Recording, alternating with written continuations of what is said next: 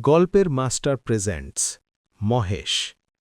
শুরু হচ্ছে শরৎচন্দ্র চট্টোপাধ্যায়ের লেখা মহেশ। গ্রামের নাম কাশীপুর। গ্রাম ছোট, জমিদার আরও ছোট, তবু দাপটে তার প্রজারা টুঁ শব্দটি করিতে পারে না, এমনই প্রতাপ। ছোট ছেলের জন্মতিথি পূজা। পূজা সারিয়া তর্করত্ন দ্বীপ্রহর বেলায় বাটি ফিরিতেছিলেন। বৈশাখ শেষ হইয়া আসে, কিন্তু মেঘের ছায়াটুকু কোথাও নাই। অনাবৃষ্টির আকাশ হইতে যেন আগুন ঝরিয়া পড়িতেছে। সম্মুখের দিগন্তজোড়া মাঠখানা জ্বলিয়া পুড়িয়া ফুটিফাটা হইয়া আছে, আর সেই লক্ষ ফাটল দিয়া ধরিত্রীর বুকের রক্ত নিরন্তর ধোঁয়া হইয়া উড়িয়া যাইতেছে। অগ্নিশিখার মতো তাহাদের সর্পিল ঊর্ধ্বগতির প্রতি চাহিয়া থাকিলে মাথা ঝিমঝিম করে, যেন নেশা লাগে। ইহারে সীমানায় পথের ধারে গফুরজোলার বাড়ি। তাহার মাটির প্রাচীর পড়িয়া গিয়া প্রাঙ্গণ আসিয়া পথে মিশিয়াছে, এবং অন্তঃপুরের লজ্জা সম্ভ্রম পথিকের করুণায় আত্মসমর্পণ করিয়া নিশ্চিন্ত হইয়াছে। পথের ধারে একটা পিটালি গাছের ছায়ায় দাঁড়াইয়া তর্করত্ন উচ্চকণ্ঠে ডাক দিলেন, ওরে ও গফুরা, বলি ঘরে আছিস? তাহার বছর দশেকের মেয়ে দুয়ারে দাঁড়াইয়া সাড়া দিল। কেন বাবাকে? বাবার যে জ্বর। জ্বর? ডেকে দে হারামজাদাকে, পাষণ্ড ম্লেচ্ছ। হাঁক ডাকে গফুর মিয়া ঘর হইতে বাহির হইয়া জ্বরে কাঁপিতে কাঁপিতে কাছে আসিয়া দাঁড়াইল। ভাঙা প্রাচীরের গা ঘেঁষিয়া একটা পুরাতন বাবলা গাছ, তাহার ডালে বাঁধা একটা ষাঁড়। তর্করত্ন দেখাইয়া কহিলেন, ওটা হচ্ছে কি শুনি? এ হিঁদুর গাঁ, ব্রাহ্মণ জমিদার, সে খেয়াল আছে? তার মুখখানা রাগে ও রৌদ্রের ঝাঁজে রক্তবর্ণ, সুতরাং সে মুখ দিয়া তপ্ত খড় বাক্যই বাহির হইবে। কিন্তু হেতুটা বুঝিতে না পারিয়া গফুর শুধু চাহিয়া রহিল। তর্করত্ন বলিলেন, সকালে যাবার সময় দেখে গেছি বাঁধা, দুপুরে ফেরবার পথে দেখছি তেমনি ঠাঁই বাঁধা। গোহত্যা হলে যে কর্তা তোকে জ্যান্ত কবর দেবে, সে যেসে বামুন নয়। কি করব বাবা ঠাকুর, বড় লাচারে পড়ে গেছি। কদিন থেকে গায়ে জ্বর, দড়ি ধরে যে খুঁটো খাইয়ে আনব তা মাথা ঘুরে পড়ে যাই। তবে ছেড়ে দে না, আপনি চড়াই করে আসুক। কোথায় ছাড়ব বাবা ঠাকুর? লোকের ধান এখনো সব ঝাড়া হয়নি, খামারে পড়ে। খড় এখনো গাদি দেওয়া হয়নি, মাঠের আলগুলো সব জ্বলে গেল, কোথাও এক মুঠো ঘাস নেই। কার ধানে মুখ দেবে, কার গাঁদা ফেড়ে খাবে, কেমনে ছাড়ি বাবা ঠাকুর? তর্করত্ন একটু নরম হইয়া কহিলেন, না ছাড়িস তো ঠান্ডায় কোথাও বেঁধে দিয়ে দুয়াটি বিচুলি ফেলে দে না ততক্ষণ, চিবক। তোর মেয়ে ভাত রাঁধেনি? ফ্যানে জলে দে না এক গামলা, খাক। গফর জবাব দিল না।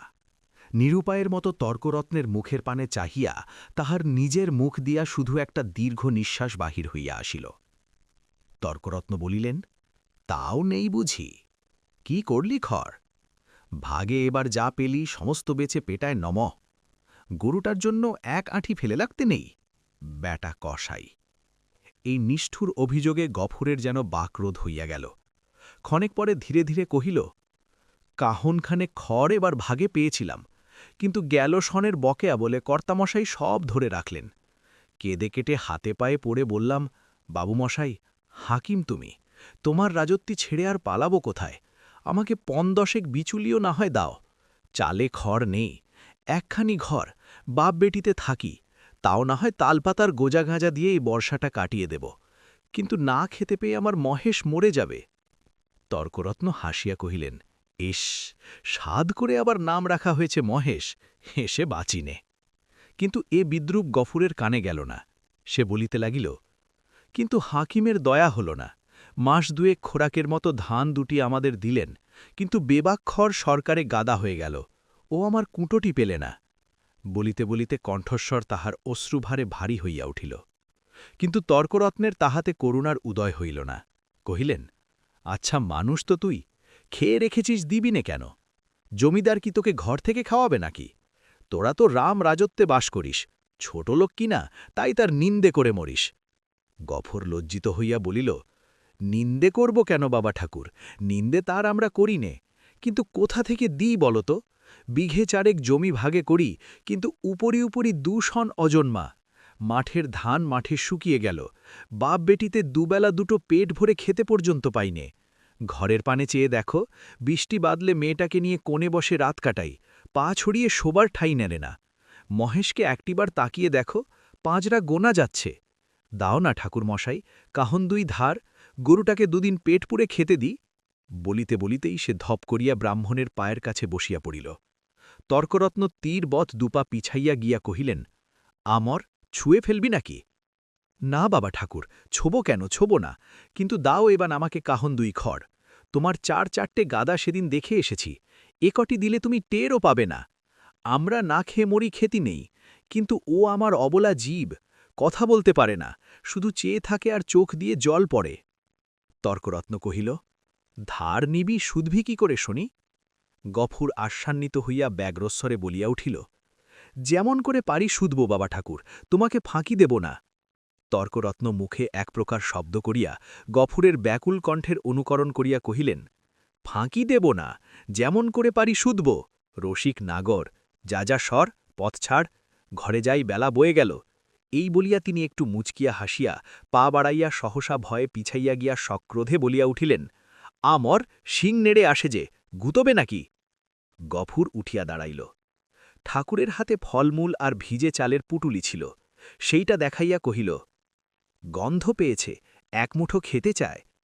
খেতে চায়, তা বটে, যেমন চাষা তার তেমনি বলদ, খড় জোটে না, চালকলা খাওয়া চাই। নে নে, পথ থেকে সরিয়ে বাঁধ, যে সিং কোনদিন দেখছি কাকে খুন করবে। এই বলিয়া তর্করত্ন পাশ কাটাইয়া হন হন করিয়া চলিয়া গেলেন। গফুর সেদিক হইতে দৃষ্টি ফিরাইয়া ক্ষণকাল স্তব্ধ হইয়া মহেশের মুখের দিকে চাহিয়া রহিল। তাহার নিবিড় গভীর কালো চোখ দুটি বেদনা ও ক্ষুধায় ভরা। কহিল, তোকে দিল না এক মুঠো? ওদের অনেক আছে, তবু দেয় না। না দিগ্গে। তাহার গলা বুঝিয়া আসিল। তারপরে চোখ দিয়া টপ টপ করিয়া জল পড়িতে লাগিল। কাছে আসিয়া নীরবে ধীরে ধীরে তাহার গলায়, মাথায়, পিঠে হাত বুলাইয়া দিতে দিতে চুপি চুপি বলিতে লাগিল, মহেশ, তুই আমার ছেলে, তুই আমাদের 8 সন প্রীতিপালন করে বুড়ো হয়েছিস, তোকে আমি পেট পুড়ে খেতে দিতে পারি নে, কিন্তু তুই তো জানিস তোকে আমি কত ভালোবাসি। মহেশ প্রত্যুত্তরে শুধু গলা বাড়াইয়া আরামে চোখ বুজিয়া রহিল। গফর চোখের জল গরুটার পিঠের উপর রগড়াইয়া মুছিয়া ফেলিয়া তেমনি অস্ফুটে কহিতে লাগিল, জমিদার তোর মুখের খাবার কেড়ে নিলে, শ্মশান হারে গায়ের যে গোচরটুকু ছিল তাও পয়সার লোভে জনাবিলি করে দিলে। এই দুর্বৎসরে তোকে কেমন করে বাঁচিয়ে রাখি বল? ছেড়ে দিলে তুই পরের গাদা ফেড়ে খাবি, মানুষের কলা গাছে মুখ দিবি। তোকে নিয়ে আমি কি করি? গায়ে আর তোর জোর নেই, দেশের কেউ তোকে চায় না, লোকে বলে তোকে গোহাটায় বেচে ফেলতে। কথাটা মনে মনে উচ্চারণ করিয়াই আবার তাহার 2 চোখ বাহিয়া টপ টপ করিয়া জল পড়িতে লাগিল। হাত দিয়া মুছিয়া ফেলিয়া গফুর একবার এদিকে ওদিকে চাহিল। তারপরে ভাঙা ঘরের পিছন হইতে কতকটা পুরানো বিবর্ণ খড় আনিয়া মহেশের মুখের কাছে রেখে দিয়া আস্তে আস্তে কহিল, নে, শিগগির করে একটু খেয়ে নে বাবা, দেরি হলে আবার। বাবা, কেন মা? ভাত খাবে এসো। এই বলিয়া আমিনা ঘর হইতে দুয়ারে আসিয়া দাঁড়াইল। এক মুহূর্ত চাহিয়া থাকিয়া কহিল, মহেশকে আবার চালি ফিরে খড় দিয়েছ বাবা? ঠিক এই ভয়েই সে করিতেছিল। লজ্জিত হইয়া বলিল, পুরনো পচা খড় মা, আপনিই ঝরে যাচ্ছিল। আমি যে ভেতর থেকে শুনতে পেলাম বাবা, তুমি টেনে বার করছ। না মা, ঠিক টেনে নয় বটে। কিন্তু দেওয়ালটা যে পড়ে যাবে বাবা। গফুর চুপ করিয়া রহিল। একটিমাত্র ঘর ছাড়া যে আর সবই গেছে এবং এমন ধারা করিলে আগামী বর্ষায় ইহাও টিকিবে না, একথা তাহার নিজের চেয়ে আর কে বেশি জানে। অথচ এই উপায়েই বা কটা দিন চলে। মেয়ে কহিল, হাত ধুয়ে ভাত খাবে এসো বাবা, আমি বেড়ে দিয়েছি। গফুর কহিল, ফ্যানটুকু দে তোমা, একেবারে খাইয়ে দিয়ে যাই। ফ্যান যে আজ নেই বাবা, হাড়িতেই মরে গেছে। নেই? গফুর নীরব হইয়া রহিল। দুঃখের দিনে এটুকুও যে নষ্ট করা যায় না, এই 10 বছরের মেয়েটাও তাহা বুঝিয়াছে। হাত ধুইয়া সে ঘরের মধ্যে গিয়া দাঁড়াইল। একটা পিতলের থালায় পিতার সাকান্ন সাজাইয়া দিয়া কন্যা নিজের জন্য একখানি মাটির শানকিতে ভাত বাড়িয়া লইয়াছে। চাহিয়া চাহিয়া গফুর আস্তে আস্তে কহিল, আমিনা, আমার গায়ে যে আবার শীত করে মা, জ্বর গায়ে খাওয়া কি ভালো? আমিনা উদ্বিগ্ন মুখে কহিল, কিন্তু তখন যে বললে বড় খিদে পেয়েছে। তখন হয়তো জ্বর ছিল না মা, তাহলে তুলে রেখে দি, সাঁজের বেলা খেও। গফুর মাথা নাড়িয়া বলিল, কিন্তু ঠান্ডা ভাত খেলে যে অসুখ বাড়বে আমিনা। আমিনা কহিল, তাহলে? গফুর কত কি যেন চিন্তা করিয়া হঠাৎ এই সমস্যার মীমাংসা করিয়া ফেলিল। কহিল, এক কাজ কর না মা, মহেশকে না হয় ধরে দিয়ে আয়, তখন রাতের বেলা আমাকে এক মুঠো ফুটিয়ে দিতে পারবি আমিনা? প্রত্যুত্তরে আমিনা মুখ তুলিয়া ক্ষণকাল চুপ করিয়া পিতার মুখের প্রতি চাহিয়া রহিল। তারপরে মাথা নিচু করিয়া ধীরে ধীরে ঘাড় নাড়িয়া কহিল, পারব বাবা। গফুরের মুখ রাঙা হইয়া উঠিল। পিতা ও কন্যার মাঝখানে এই যে একটুখানি ছলনার অভিনয় হইয়া গেল, তাহা এই দুটি কানি ছাড়া আরও একজন বোধ করি অন্তরিক্ষে থাকিয়া লক্ষ্য করিলেন। ৫-৭ দিন পরে একদিন পীড়িত গফুর চিন্তিত মুখে দাওয়ায় বসিয়াছিল। তাহার মহেশ কাল হইতে এখন পর্যন্ত ঘরে ফিরে নাই। নিজে সে শক্তিহীন, তাই আমিনা সকাল হইতে সর্বত্র খুঁজিয়া বেড়াইতেছে। পড়ন্ত বেলায় সে ফিরিয়া আসিয়া বলিল, শুনেছ বাবা, মানিক ঘোষেরা মহেশকে আমাদের থানায় দিয়েছে। দূর পাগলি। হাঁ বাবা, সত্যি। তাদের চাকর বললে তোর বাপকে বল গিয়ে যা দরিয়াপুরের খোয়ারে খুঁজতে। কি করেছিল সে? বাগানে ঢুকে গাছপালা নষ্ট করেছে বাবা। গফুর স্তব্ধ হইয়া বসিয়া রহিল। মহেশের সম্বন্ধে সে মনে মনে বহু প্রকার দুর্ঘটনা কল্পনা করিয়াছিল, কিন্তু এ আশঙ্কা ছিল না। সে যেমন নিরীহ তেমনি গরিব, সুতরাং প্রতিবেশী কেহ তাহাকে এত বড় শাস্তি দিতে পারে এ ভয় তাহার হয় নাই। বিশেষত মানিক ঘোষ, গোব্রাহ্মণে ভক্তি তাহার এ অঞ্চলে বিখ্যাত। মেয়ে কহিল, বেলা যে পড়ে এলো বাবা, মহেশকে আনতে যাবে না? গফুর বলিল, না। কিন্তু তারা যে বললে ৩ দিন হলেই পুলিশের লোক তাকে গোহাটায় বেচে ফেলবে। গোহাটা বস্তুটা যে ঠিক কি আমিনা তাহা জানিত না, কিন্তু মহেশের সম্পর্কে ইহার উল্লেখ মাত্রেই তাহার পিতা যে কিরূপ বিচলিত হইয়া উঠিত ইহা সে বহুবার লক্ষ্য করিয়াছে। কিন্তু আজ সে আর কোনো কথা না কহিয়া আস্তে আস্তে চলিয়া গেল। রাত্রের অন্ধকারে লুকাইয়া গফুর বংশীর দোকানে আসিয়া কহিল, খুড়ো, একটা টাকা দিতে হবে। এই বলিয়া সে তাহার পিতলের থালাটি বসিবার মাচার নিচে রাখিয়া দিল। এই বস্তুটির ওজন ইত্যাদি বংশীর সুপরিচিত।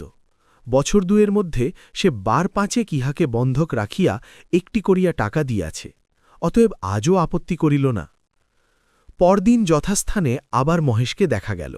সেই বাবলাতলা, সেই দড়ি, সেই খুঁটা, সেই তৃণহীন শূন্য আধার, সেই খুঁটাতুর কালো চোখের সজল উৎসুক দৃষ্টি। একজন বুড়াগোছের মুসলমান তাকে অত্যন্ত তীব্র চক্ষু দিয়া পর্যবেক্ষণ করিতেছিল। অদূরে একধারে ২ হাঁটু জড়ো করিয়া গফুর মিয়া চুপ করিয়া বসিয়াছিল। পরীক্ষা শেষ করিয়া বুড়া চাদরের খুঁট হইতে একখানি ১০ টাকার নোট বাহির করিয়া তাহার ভাঁজ খুলিয়া বারবার মসৃণ করিয়া লইয়া তাহার কাছে গিয়া কহিল, আর ভাঙব না, এই পুরোপুরিই দিলাম, নাও। গফুর হাত বাড়াইয়া গ্রহণ করিয়া তেমনি নিঃশব্দেই বসিয়া রহিল। যে ২ জন লোক সঙ্গে আসিয়াছিল তাহারা গরুর দড়ি খুলিবার উদ্যোগ করিতেই কিন্তু সে অকস্মাৎ সোজা উঠিয়া দাঁড়াইয়া উদ্ধত কণ্ঠে বলিয়া উঠিল, দড়িতে হাত দিও না বলছি, খবরদার বলছি, ভালো হবে না। তাহারা চমকিয়া গেল। বুড়া আশ্চর্য হইয়া কহিল, কেন? গফুর তেমনি রাগিয়া জবাব দিল, কেন আবার কি? আমার জিনিস আমি বেচব না, আমার খুশি।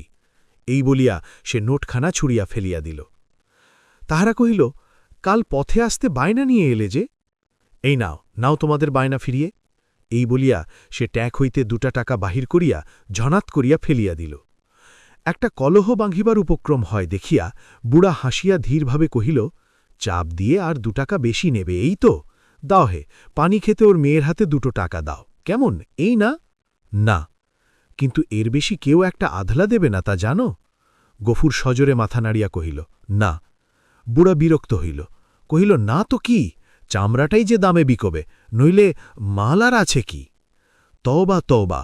গফুরের মুখ দিয়া হঠাৎ একটা বিশ্রী কটু কথা বাহির হইয়া গেল, এবং পরক্ষণেই সে ছুটিয়া গিয়া নিজের ঘরে ঢুকিয়া চিৎকার করিয়া শাসাইতে লাগিল যে তাহারা যদি অবিলম্বে গ্রাম ছাড়িয়া না যায় তো জমিদারের লোক ডাকিয়া জুতা পেটা করিয়া ছাড়িবে।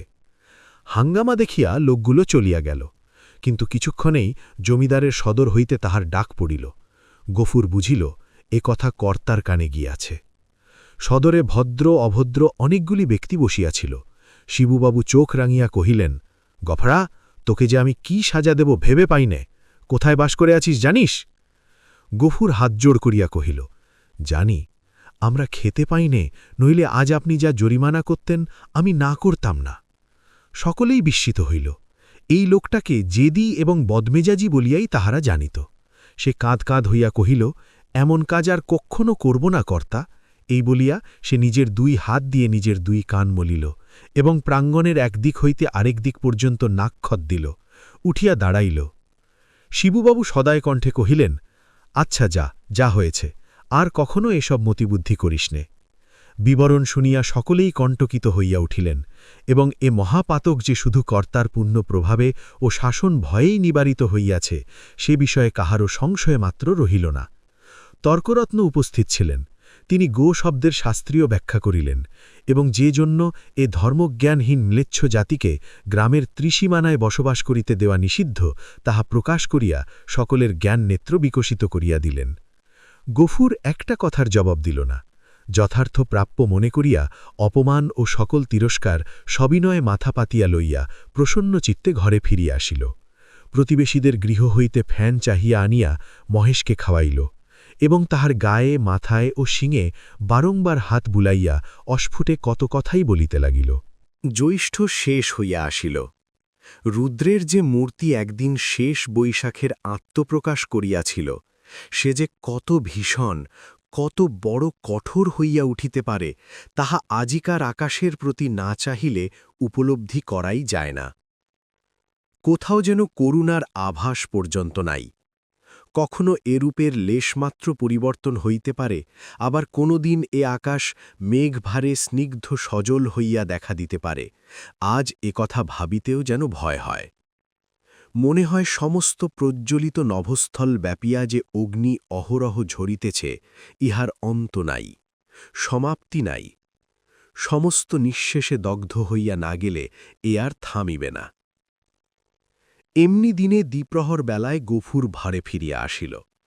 পরের দ্বারে জনমজুর খাটা তাহার অভ্যাস নয় এবং মাত্র দিন 4-5 তাহার জ্বর থামিয়াছে, কিন্তু দেহ যেমন দুর্বল তেমনি শ্রান্ত। তবুও আজ সে কাজের সন্ধানে বাহির হইয়াছিল, কিন্তু এই প্রচণ্ড রৌদ্র কেবল তাহার মাথার উপর দিয়া গিয়াছে, আর কোনো ফল হয় নাই। ক্ষুধায়, পিপাসায় ও ক্লান্তিতে সে প্রায় অন্ধকার দেখিতেছিল। প্রাঙ্গণে দাঁড়াইয়া ডাক দিল, আমিনা, ভাত হয়েছে রে? মেয়ে ঘর হইতে আস্তে আস্তে বাহির হইয়া নিরুত্তরে খুঁটি ধরিয়া দাঁড়াইল। জবাব না পাইয়া গফুর চেঁচাইয়া কহিল, হয়েছে ভাত? কি বললি, হয়নি? কেন শুনি? চাল নেই বাবা। চাল নেই? সকালে আমাকে বলিসনি কেন? তোমাকে রাত্রিরে যে বলেছিলুম। গফুর মুখ ভ্যাংচাইয়া তাহার কণ্ঠস্বর অনুকরণ করিয়া কহিল, রাত্রিরে যে বলেছিলুম। রাত্রিরে বললে কারু মনে থাকে? নিজের কর্কশ কণ্ঠে ক্রোধ তাহার দ্বিগুণ বাড়িয়া গেল। মুখ অধিকতর বিকৃত করিয়া বলিয়া উঠিল, চাল থাকবে কি করে?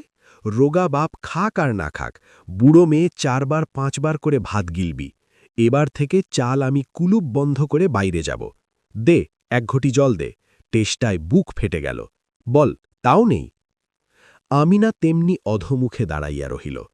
কয়েক মুহূর্ত অপেক্ষা করিয়া যখন গফুর বুঝিল গৃহে তৃষ্ণার জল পর্যন্ত নাই, তখন সে আর আত্মসংবরণ করিতে পারিল না।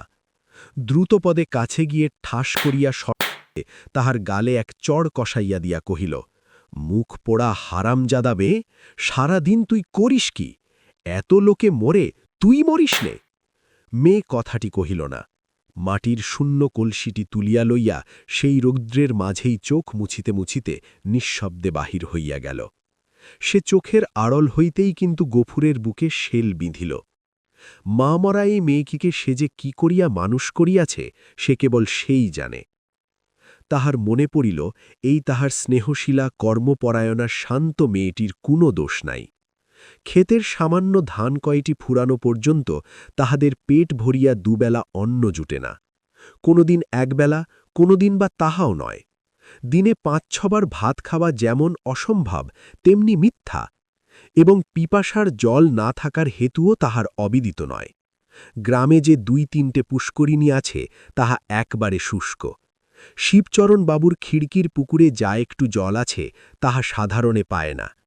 অন্যান্য জলাশয়ের মাঝখানে একটা গর্ত খুঁড়িয়া যাহা কিছু জল সঞ্চিত হয় তাহাতে যেমন কারি কারি তেমনি ভিড়। বিশেষত মুসলমান বলিয়া এই ছোট মেয়েটা তো কাছেই ঘেঁষিতে পারে না। ঘণ্টার পর ঘণ্টা দূরে দাঁড়াইয়া বহু অনুনয় বিনয়ে কেহ দয়া করিয়া যদি তাহার পাত্রে ঢালিয়া দেয়, সেইটুকুই সে ঘরে আনে। এ সমস্তই সে জানে। হয়তো আজ জল ছিল না, কিংবা কাঁড়ি কাঁড়ির মাঝখানে কেহ মেয়েকে তাহার কৃপা করিবার অবসর পায় নাই, এমনিই কিছু একটা হইয়া থাকিবে নিশ্চয়। বুঝিয়া তাহার নিজের চোখেও জল ভরিয়া আসিল। এমনি সময়ে জমিদারের পিয়াদা যমদূতের ন্যায় এসে প্রাঙ্গণে দাঁড়াইল, চিৎকার করিয়া ডাকিল, গফরা, ঘরে আছিস? গফুর তিক্ত কণ্ঠে সাড়া দিয়া কহিল, আছি। কেন? বাবু মশায় ডাকছেন, আয়। গফুর কহিল, আমার খাওয়া দাওয়া হয়নি, পরে যাব। এত বড় স্পর্ধা পিয়াদার সহ্য হইল না। সে কুৎসিত একটা সম্বোধন করিয়া কহিল, বাবুর হুকুম জুতো মারতে মারতে টেনে নিয়ে যেতে। গফুর দ্বিতীয়বার আত্মবিস্মৃত হইল। সেও একটা দুর্বাক্য উচ্চারণ করিয়া কহিল, মহারানীর রাজত্বে কেউ কারু গোলাম নয়, খাজনা দিয়ে বাস করি, আমি যাব না। কিন্তু সংসারে অত ক্ষুদ্রের অত বড় দোহাই দেওয়া শুধু বিফল নয়, বিপদের কারণ। রক্ষা এই যে অত ক্ষীণ কণ্ঠ অত বড় কানে গিয়ে পৌঁছায় না, না হইলে তাহার মুখের অন্ন ও চোখের নিদ্রা দুই খুঁচিয়া যাইত। তারপরে কি ঘটিল বিস্তারিত করিয়া বলার প্রয়োজন নাই। কিন্তু ঘণ্টাখানেক পরে যখন সে জমিদারের সদর হইতে ফিরিয়া ঘরে গিয়ে নিঃশব্দে শুইয়া পড়ল, তখন তাহার চোখ মুখ ফুলিয়া উঠিয়াছে। তাহার এত বড় শাস্তির হেতু প্রধানত মহেশ। গফুর বাটি হইতে বাহির হইবার পরে সেও দড়ি ছিঁড়িয়া বাহির হইয়া পড়ে এবং জমিদারের প্রাঙ্গণে ঢুকিয়া ফুল গাছ খাইয়াছে, ধান শুকাইতেছিল তাহা ফেলে ছড়াইয়া নষ্ট করিয়াছে। পরিশেষে ধরিবার উপক্রম করায় বাবুর ছোট মেয়েকে ফেলিয়া দিয়া পলায়ন করিয়াছে। এরূপ ঘটনা এই প্রথম নয়, ইতিপূর্বেও ঘটিয়াছে। শুধু গরিব বলিয়াই তাহাকে মাপ করা হইয়াছিল। পূর্বের মতো এবারেও সে এসে হাতে পায়ে পড়িলে হয়তো ক্ষমা করা হইত। কিন্তু সে যে কর দিয়া বাস করে বলিয়া কারু গোলাম নয় বলিয়া প্রকাশ করিয়াছে। প্রজার মুখের এত বড় স্পর্ধা জমিদার হইয়া শিবচরণ বাবু কোনো মতেই সহ্য করিতে পারেন নাই। সেখানে সে প্রহার ও লাঞ্ছনার প্রতিবাদ মাত্র করে নাই, সমস্ত মুখ বুজে সহিয়াছে। ঘরে আসিয়াও সে তেমনি নিঃশব্দে পড়িয়া রহিল। ক্ষুধা তৃষ্ণার কথা তাহার মনে ছিল না, কিন্তু বুকের ভিতরটা যেন বাইরের মধ্যাহ্ন আকাশের মতোই জ্বলিতে লাগিল। এমন কতক্ষণ কাটিল তাহার হুঁশ ছিল না। কিন্তু প্রাঙ্গণ হইতে সহসা তাহার মেয়ের আর্তকণ্ঠ কানে যাইতেই সে সবেগে উঠিয়া দাঁড়াইল এবং ছুটিয়া বাহির হইয়া দেখিল আমিনা মাটিতে পড়িয়াছে এবং বিক্ষিপ্ত ভাঙা ঘট হইতে জল ঝরিয়া পড়িতেছে, আর মহেশ মাটিতে মুখ দিয়ে সেই জল মরুভূমির মতো যেন শুষিয়া খাইতেছে। চোখের পলক পড়িল না। গফুর দিগবিদিক জ্ঞানশূন্য হইয়া গেল। মেরামত করিবার জন্য কাল সে তাহার নাঙলের মাথাটা খুলিয়া রাখিয়াছিল। তাহাই দুই হাতে গ্রহণ করিয়া সে মহেশের অবনত মাথার উপরে সজোরে আঘাত করিল। একটিবার মাত্র মহেশ মুখ তুলিবার চেষ্টা করিল। তারপরেই তাহার অনাহার ক্লিষ্ট শীর্ণ দেহ ভূতলে লুটিয়া পড়িল। চোখের কোনা বাহিয়া কয়েক বিন্দু অশ্রু ও কান বাহিয়া ফোঁটা কয়েক রক্ত গড়িয়া পড়িল। বার দুই সমস্ত শরীরটা তাহার থরথর করিয়া কাঁপিয়া উঠিল। তারপরে সম্মুখ ও পশ্চাতের পা দুটো তাহার যতদূর যায় প্রসারিত করিয়া দিয়া মহেশ শেষ নিঃশ্বাস ত্যাগ করিল। আমিনা কাঁদিয়া উঠিল। কি করলে বাবা, আমাদের মহেশ যে মরে গেল। গফুর নড়িল না, জবাব দিল না, শুধু নির্নিমেষ চক্ষে আর এক জোড়া নিমেষহীন গভীর কালো চক্ষের পানে চাহিয়া পাথরের মতো নিশ্চল হইয়া রহিল। ঘণ্টা দুয়ের মধ্যে সংবাদ পাইয়া গ্রামান্তের মুচির দল আসিয়া জুটিল। তাহারা বাঁশে বাঁধিয়া মহেশকে ভাগাড়ে লইয়া চলিল। তাহাদের হাতে ধারালো চোখচোখে ছুরি দেখিয়া গফুর শিহুরিয়া চক্ষু মুদিল, কিন্তু একটা কথাও কহিল না। পাড়ার লোকে কহিল, তর্করত্নের কাছে ব্যবস্থা নিতে জমিদার লোক পাঠিয়েছেন, প্রাশ্চিত্তিরের খরচ জোগাতে এবার তোকে না ভিটে বেচতে হয়। গফুর এ সকল কথারও উত্তর দিল না, দুই হাঁটুর ওপর মুখ রাখিয়া ঠাঁই বসিয়া রহিল। অনেক রাত্রে গফুর মেয়েকে তুলিয়া কহিল, আমিনা, চল আমরা যাই। সে দাওয়ায় ঘুমাইয়া পড়িয়াছিল। চোখ মুছিয়া উঠিয়া বসিয়া কহিল, কোথায় বাবা? গফুর কহিল, ফুলবেড়ের চটকলে কাজ করতে। মেয়ে আশ্চর্য হইয়া চাহিয়া রহিল। ইতিপূর্বে অনেক দুঃখেও পিতা তাহার কলে কাজ করিতে রাজি হয় নাই। সেখানে ধর্ম থাকে না, মেয়েদের ইজ্জত আবরু থাকে না, কথা সে বহুবার শুনিয়াছে। গফুর কহিল, দেরি করিস নে মা, চল, অনেক পথ হাঁটতে হবে। আমিনা জল খাইবার ঘটি ও পিতার ভাত খাইবার পিতলের থালাটি সঙ্গে লইতেছিল। গফুর নিষেধ করিল, ওসব থাক মা, ওতে আমার মহেশের প্রাশ্চিত্তির হবে। অন্ধকার গভীর নিশীথে সে মেয়ের হাত ধরিয়া বাহির হইল। এ গ্রামে আত্মীয় কেহ তাহার ছিল না, কাহাকেও বলিবার কিছু নাই। আঙিনা পার হইয়া পথের ধারে সেই বাবলাতলায় আসিয়া সে থমকিয়া দাঁড়াইয়া সহসা হু হু করিয়া কাঁদিয়া উঠিল। নক্ষত্র খচিত কালো আকাশে মুখ তুলিয়া বলিল, আল্লাহ, আমাকে যত খুশি সাজা দিও, কিন্তু মহেশ আমার তেষ্টা নিয়ে মরেছে। তার চোরে খাবার এতটুকু জমি কেউ রাখেনি, যে তোমার দেওয়া মাঠের ঘাস, তোমার দেওয়া তেষ্টার জল তাকে খেতে দেয়নি, তার কসু তুমি যেন কক্ষনো মাপ করো না।